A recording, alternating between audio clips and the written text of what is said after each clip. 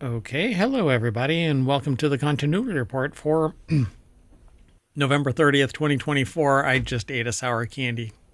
Don't do that right before our show starts. I am Mayor Watt, and along with the sentient AI and the working visualizer, as opposed to the previous show today, not working visualizer, we're going to talk about these 5 articles. Mighty Mouse and Ryan Reynolds, the next Harlan Coben series, Wild Robots, Big Rebates, Iconic Thrillers, and 5 that fell flat. Like I said, I am Mayor Watt. And on the other side, you'll get introduced to the sentient AI from the future.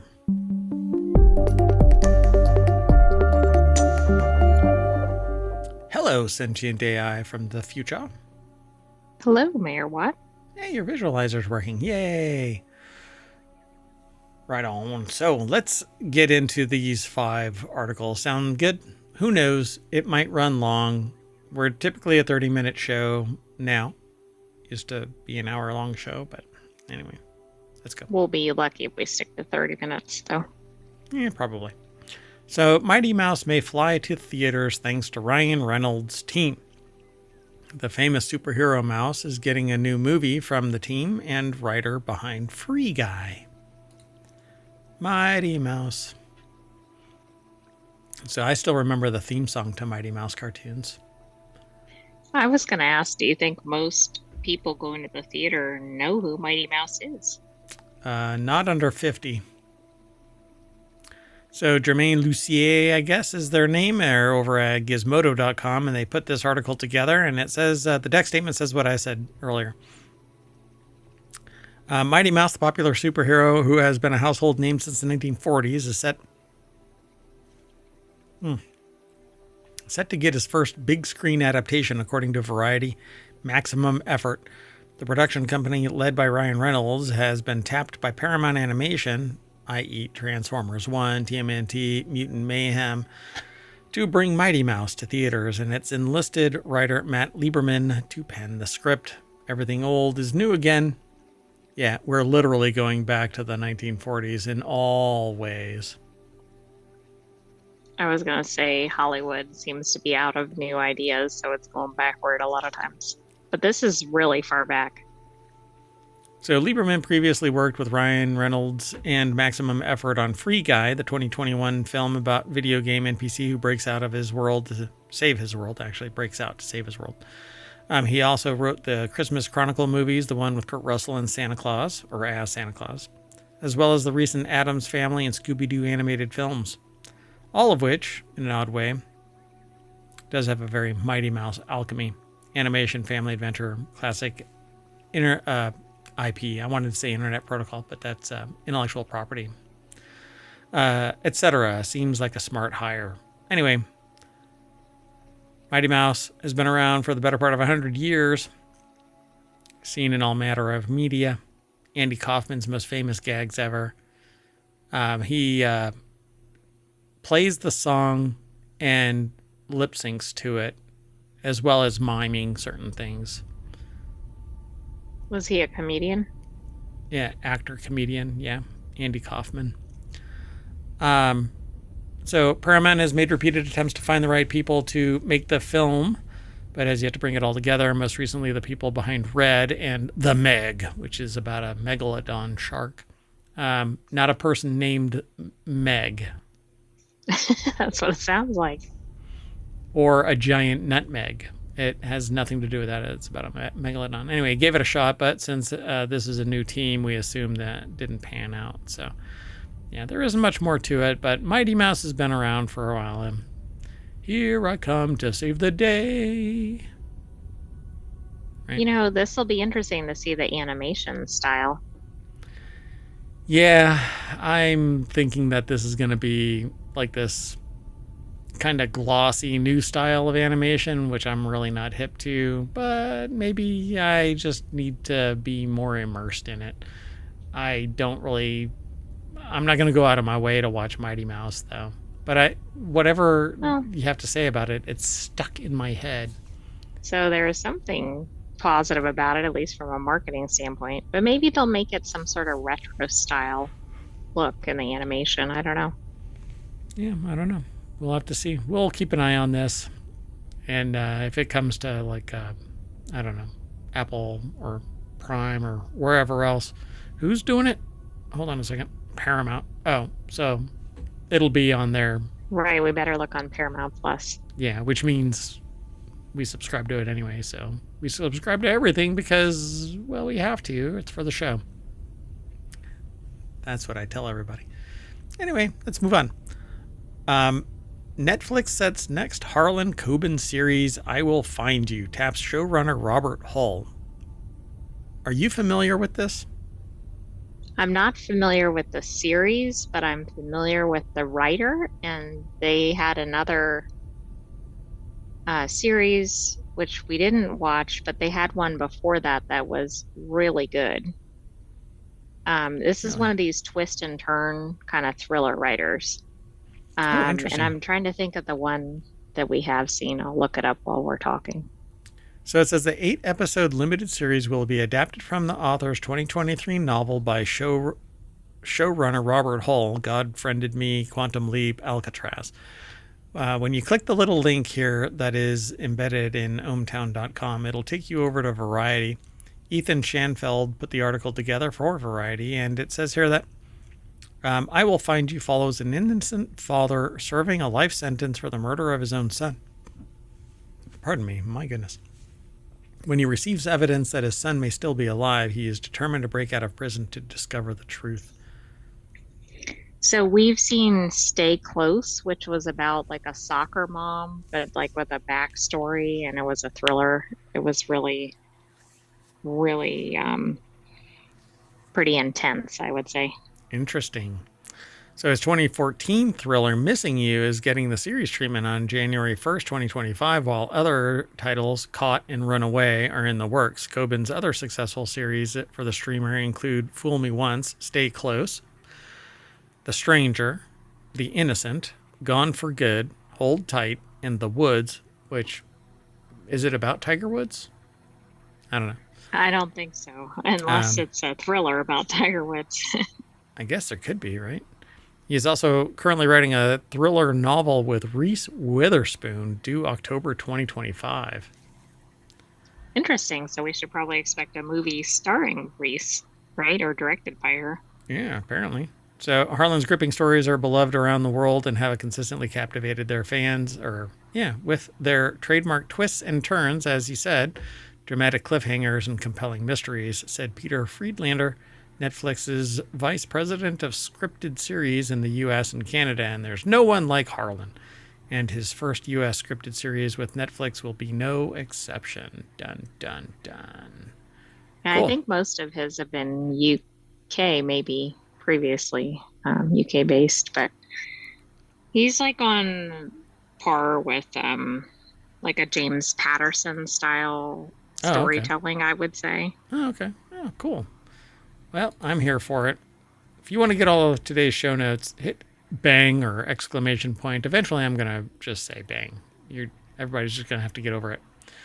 And then for the continuity report, it's TCR. So bang, TCR. And ohmTown will spit out all of the articles. There's only 5 now. We used to do 10. But we wanted to get some more shows in a shorter amount of time and let you live your life. And we're going to start posting more content over to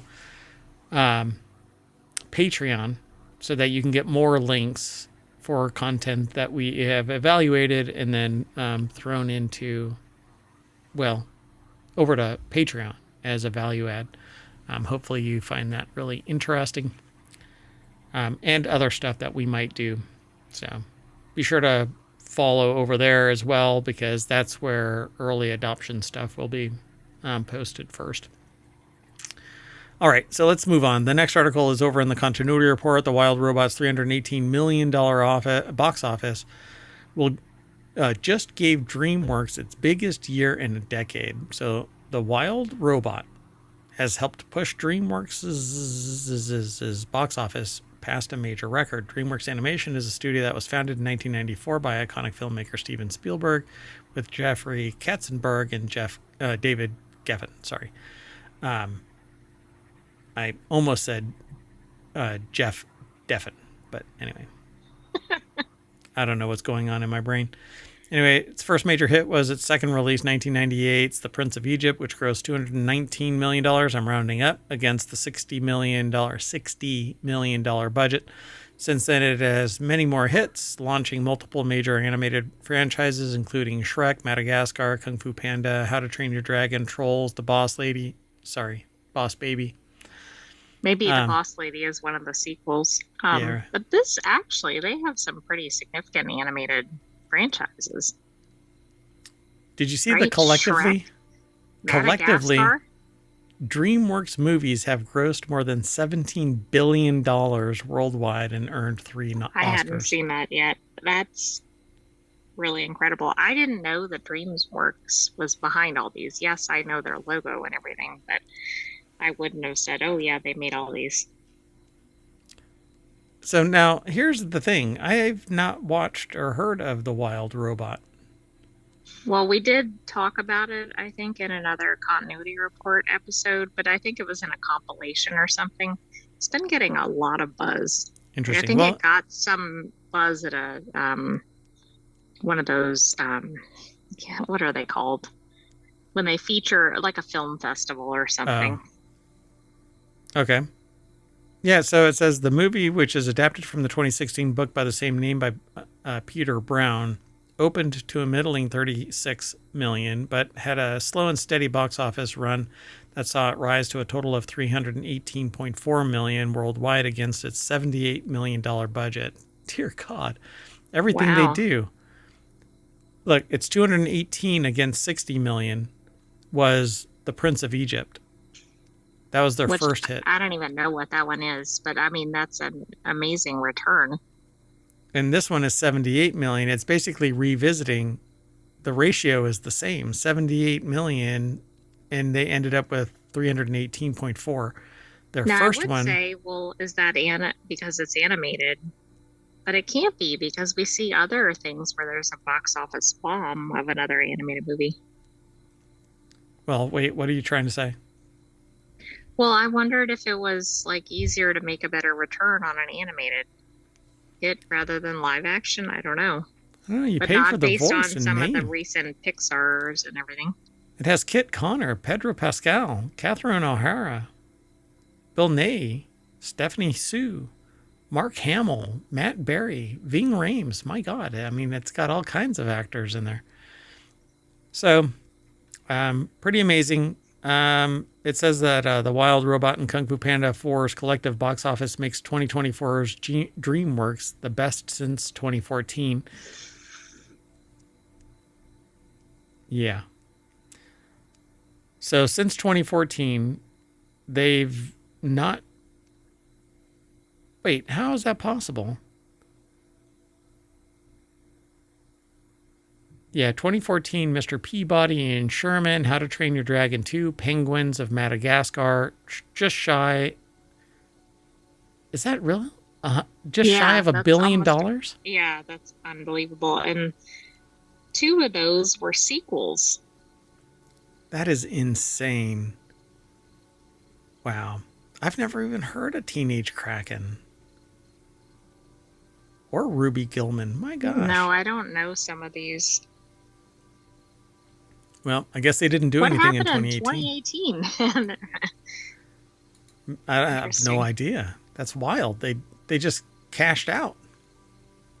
Took a year vacation. I don't think there was a strike or anything that year. So back in 2014. Oh, and there's a lot more in this article. I won't be able to go through it all. Brendan Klein put the article together for Screen Rant. I didn't say it at the beginning of this. I was too excited to give the credit, but there's the credit. But what I don't get is look at the box office proceeds. Right. Compared to 2024. Like, it's not above it, but maybe, I don't know. You mean the first one? When you adjust in dollars or something. Yeah, like 2024 is gaining on 2014, absolutely. Yeah, so it's back to that thing that I said a long time ago, that there's fewer showings, but it costs more to go. And so they make up for it, the volume in the inflation. So it's $866.4 million versus 10 years ago, $981.5 million. But the thing about it is, if you were to look at the number of theaters that the 2014 movie was shown in, it would probably eclipse by far the 2024 showings. But the price per showing of 2024 is probably quite high. So they say DreamWorks' 2024 box office performance is a great sign for the studio, but it's really about an increased price and stuff. I hate to say it, that it just costs more. And so the people who would normally go and see it are actually going to see it anyway, and they're going to pay the price versus 10 years ago. But I was missing another takeaway here. The Wild Robot is not a sequel. Oh, right. Yeah, that one's brand new. And like some of their spectacular years were when they had sequels, right? Penguins of Madagascar and How to Train Your Dragon 2. Oh, and then right. also like 2019, How to Train Your Dragon, The Hidden World. Yeah. Yep. So when they dropped like Trolls World 2, it seemed to flame out. 263 million, calling that flaming out. But The Croods was a flop, I think. Nobody really attached to it as far as I know. But all of this is probably from Trolls World Tour. Right. And then like they had a really good year in 2017. And that's a new movie, The Boss Baby. But Captain Underpants had a book series, I think before the movies came out. So maybe it already had a following. Yeah, it was trading on the name Captain Underpants because it was a viral hit.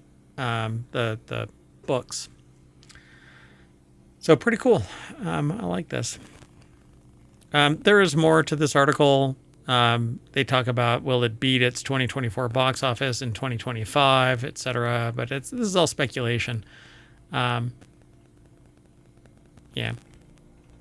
Let's keep moving. Sound good? Sounds good. So this next article is over in the Continuity Report. Big rebates lure international shoots to Iceland as productions contend with active volcanoes. What do you call when you're going to do a scene or whatever on the little board? Like what do you, lights, camera, action or something? Yeah. They're probably like lights, camera, eruption. Run! Yeah, exactly. In the middle of a lava field in southern peninsula of Iceland, the crew of the Fires is setting up the next shot. This is big rebates lure international shoots to Iceland. In the production village, producer Grimar Johnson and other crew members are taking a coffee and pastry break in an RV near a picture car on a truck bed.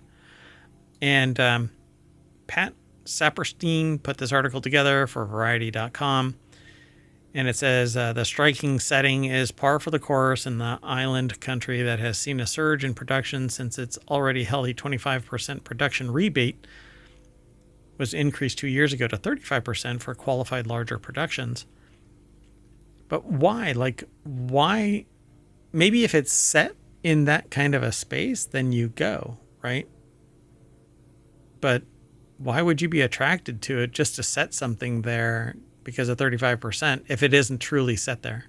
Right. It'd have to match whatever landscape or feel you were going for in your movie already. But maybe there's other countries that are competitive with Iceland. Like Iceland has a pretty distinctive landscape.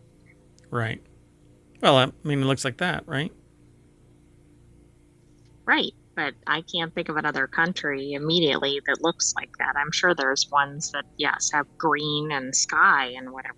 But so The Fires with a 28-day shoot is the most recent project to wrap in the small country, which has been attracting some big names, including HBO's True Detective Night Country in 2023, and this year CBS Studios' BBC historical series King and Conqueror, and I guess Lasse Hallström's, right? Nordic Noir, The Darkness, which is not the band, also for CBS Studios, or maybe it is about the band. I don't know. So The Fires has. If they had their song on that show, that'd be hilarious because it's a Nordic Noir, and then they have this little spaceship landing. Yeah, it might not fit. I believe in a thing called love. So Johnson says keeping the crew safe was the biggest challenge when filming near an active volcanic area. We had a great collaboration with the police and Icelandic Association for Search, Rescue, and Injury Prevention, the Icelandic Coast Guard, and the Met Office. Iceland has long been popular for producers seeking jaw-dropping locations like Thorafoss Falls, seen in Game of Thrones, or the, oh my goodness, Vatnajökull Glacier, which was the ice planet for Interstellar. So I guess there's a little of everything as long as you don't mind waterfalls and ice planets. Glaciers and volcanoes. Volcanoes. Yeah. I mean, that's maybe why they have the rebates, right? Because it's not as predictable of an environment. The foreign investment in culture ever in the country is this $29 million in the case of True Detective. It's a rebate that has brought millions in production dollars. The shoot was so high profile that some local filmmakers began to worry that lawmakers might be prioritizing foreign investment over the homegrown creatives who rely on the government film fund to help finance their films. I'm not sure how that really works. Do I miss something? They don't get any money. They just don't get taxed as much. There's not as big a fee. Right. It basically brings in lots of revenue and probably jobs while the film is being produced. But right. I mean, if there's only so many settings or there's only so many film crew or whatever, is it potentially competing with those domestic? Yeah, so the homegrown creatives are relying on the government film fund to help finance their films, but getting external funding in means that they're making more money. There's more going in probably to the film fund if they're really funneling it back into that. Yeah, exactly. I mean, they could be funneling it into other things that the country needs too. But right. But foreign investment is what bolsters the success of the domestic enterprise. Right. And I assume Iceland is a reasonably insular economy, given that it's an island and it's not real close to many countries. And but I don't know that. If I recall correctly, it doesn't need much in terms of power. It self-generates. So yeah, it has geothermal. Yeah. Interesting. So he contends it's harmful to accuse the rebate of causing wage inflation or monopolizing crews. Are you saying that you should keep people without work so that you can get them cheap? When an industry grows, there's all kinds of demands and people want more salaries and they get better, and that's healthy. So I'm all for that. I don't want to keep people down. But see, the dynamic here is wonky. If everybody goes up, then everything goes up. It doesn't make any sense. The economists that I've spoken to are like, well, it's healthy that an economy grows at 3%. Well, no. An economy that pays all of its bills and doesn't run negative at a deficit and rack up having to pay $1 trillion a month in payments, that's a healthy economy, one that lives within its means, right? Even if it is just skimming by, it's living within its means and not running negative. But if you can get outside money coming in for products and services, that is where you're making more money because it's from a foreign location. More money is coming into the system. Right. If you're bringing more in than you're sending out, that's usually a good thing. That's a good thing. I mean, that's standard business practices. But if everybody starts driving up the costs, then you have inflation and it always goes up. I mean, demanding stuff go up is not necessarily the good thing at a moderate rate. Maybe, but why? Why does it have to increase? Why does it have to increase? Shouldn't shit just be paid for? I don't know. I'm not an economist. Yeah, I've had these conversations. Yeah, okay. It says it's really changed the industry for the better, is what they are saying. But others are saying that he contends it's harmful to accuse the rebate of causing wage inflation or monopolizing crews. So again, it's back to the insular, put the wall up kind of a thing. Anyway, they say there's a lot in this. Big rebates lure international shoots to Iceland. And there's some good and bad about this based on which side of the fence you are. And I've said this before, one person's terrorist is another person's freedom fighter. It really depends on what side of the fence you decide that you want to land on. And that's really the nuts and bolts of the whole article. Anyway, let's go on to our last one. Our last article for today is 5 most iconic thriller film climaxes ever and 5 that fell flat. So I'm hoping that we don't run really long, but these tend to. Everything okay? Spoiler alert. Nah. So Ben Prothero, do you really want me to? Do you think that it's going to be possible? I have no idea what's in here. Yeah, we don't know. Okay, so spoiler alert and overshare, but it's blocking most of the screen. So let's see if we're okay. So iconic, Psycho, fell flat, The Village. I'll go through these really quick and then we'll go back. Iconic, Black Swan, fell flat, Shutter Island. Iconic, The Silence of the Lambs. Fell flat, Now You See Me. Iconic is Seven. Fell flat is Us, which, no. Iconic is The Third Man. I don't even remember this. Fell flat, I Am Legend. Okay, so let's go all the way back up to the top. Number 10, Psycho. You know what? These are so old that I'm going to remove it. Psycho's twist changed the entire genre. It is iconic. And it's for the genre back in the 60s. This type of, Alfred Hitchcock's Psycho was just a mind bender. It was violent and it had a twist that people were like, what the? Yeah, pretty amazing. The Psycho twist ending works so well because Hitchcock gives the audience enough information beforehand to make them think that they know what's going on far better than the characters. In one moment, he reveals that it has all been a clever trick. The one divisive element of Psycho's ending is the didactic voice-over, which spells everything out right at the end. Dun, dun, dun. Anyway, fell flat, The Village, M. Night Shyamalan's twists can be hit and miss. I actually liked The Village, but it says Shyamalan has produced just as many twist endings that have baffled his audience. The Village is one of them. The Village looks at a period piece for most of the runtime, but the climax reveals that the events of the movie take place in modern day. So, I did not know that. And really, that's not the climax, by the way, because deep into the movie is when it's largely revealed because of events that take place. And so it says the Village climax inadvertently funny because it completely undermines the audience's suspension of disbelief. It says while it has its fans, there are also people that have found the Village's climax inadvertently funny.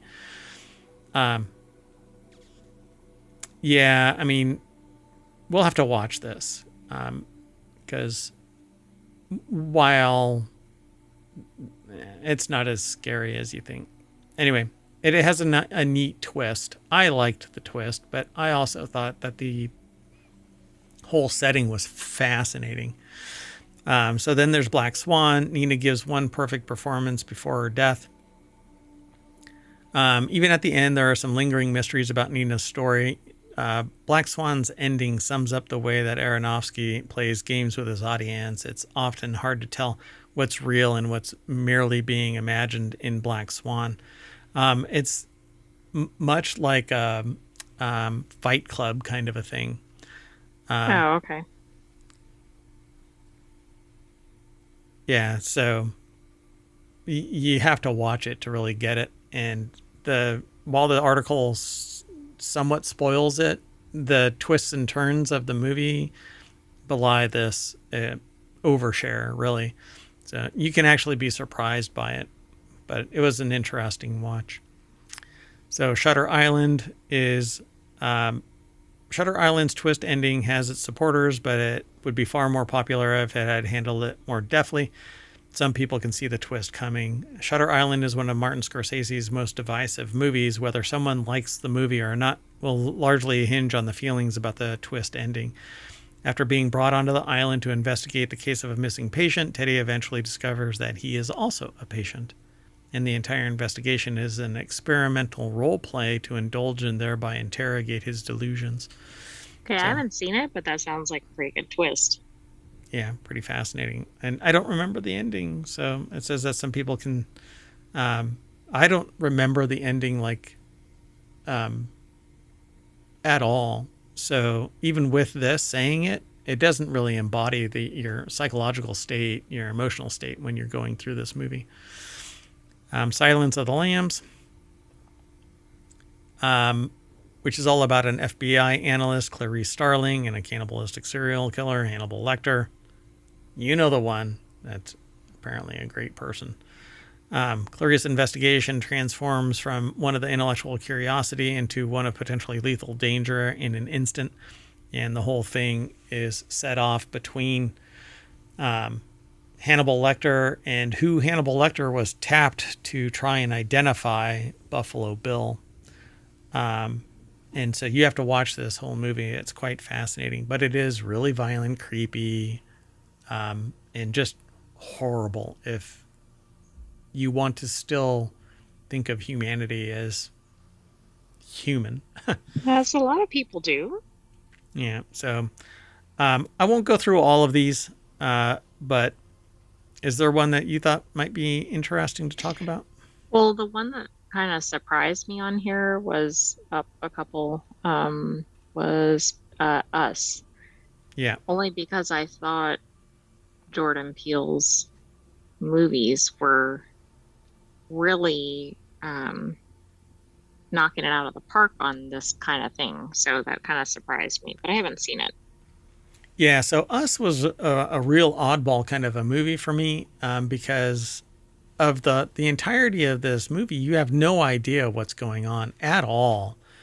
And really towards the end of this, it says the exposition heavy way that Us reveals all of this information is also a little underwhelming.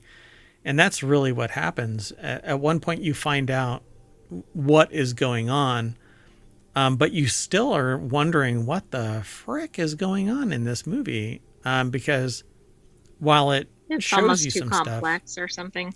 It's abstract. You have really Right. no idea how all of this came into existence. And so I would love to have some more world building explaining what this is. It says the ending of Us provides answers to some of the movie's strange mysteries, and it reveals that Adelaide also grew up as one of the tethered before switching places with the human version of herself.